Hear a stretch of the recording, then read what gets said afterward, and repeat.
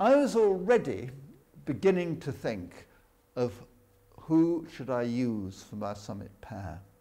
And I'd like to share this with you and see what you do. It's quite a fundamental question, and it's one that I've spent an awful lot of time thinking about. There's no doubt about it, those two are my two strongest climbers. And it's like any kind of team, say a football team. You'll get in the British team or the Spanish team or the French team, you'll get all 11 players are very, very good footballers. But you get one or two who have a touch of genius. And this was the same with my team.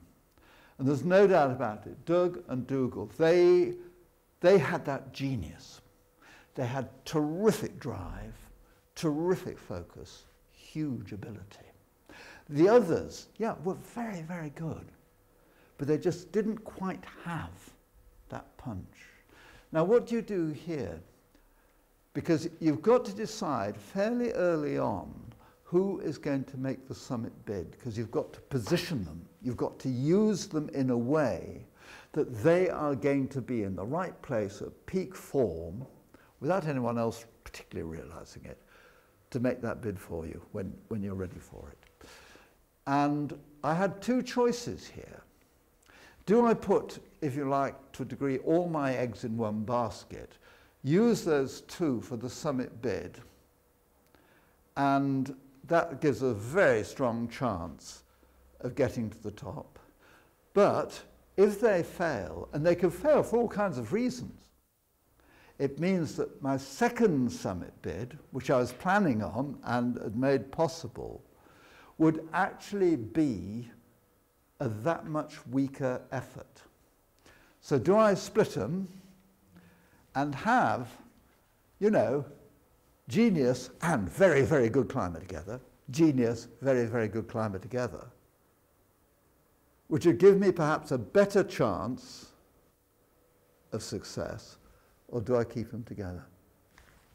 I spent 30 hours thinking about it. What would you do?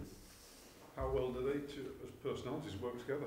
It's very interesting. They hadn't done that much together. I knew Dougal very well. Dougal and I had done a lot of climbing together. We'd climbed in the Alps. He was a member of my Annapurna South Face expedition.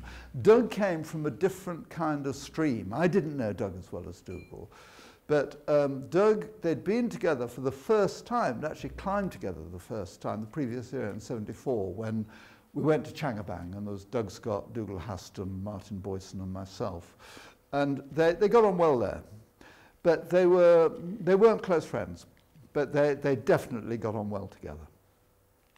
So is it essential, this sort of getting on and being friends, is that essential for these two to get to the top?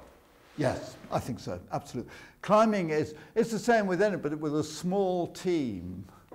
Well, with any team, firstly, I mean, the foundation of any team, I think, is trust.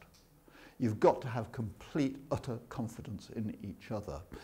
But this is, remember, this is actually, and it's in a way different from, say, in an organization where, you know, sometime you pair someone together and they might be working for months, even years together. Here, it's just one day. And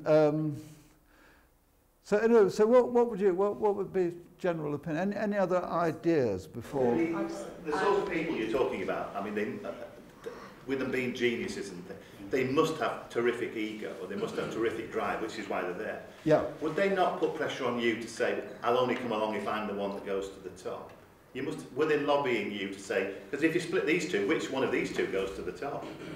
Would they not both think we're both capable of being the first person to get? I mean, that must have been a terrific issue, either during the exhibition, certainly towards the end of it. I think that was an underlying issue, and there's no doubt about it that I think what's got to be, I was very conscious of who I could ask what of.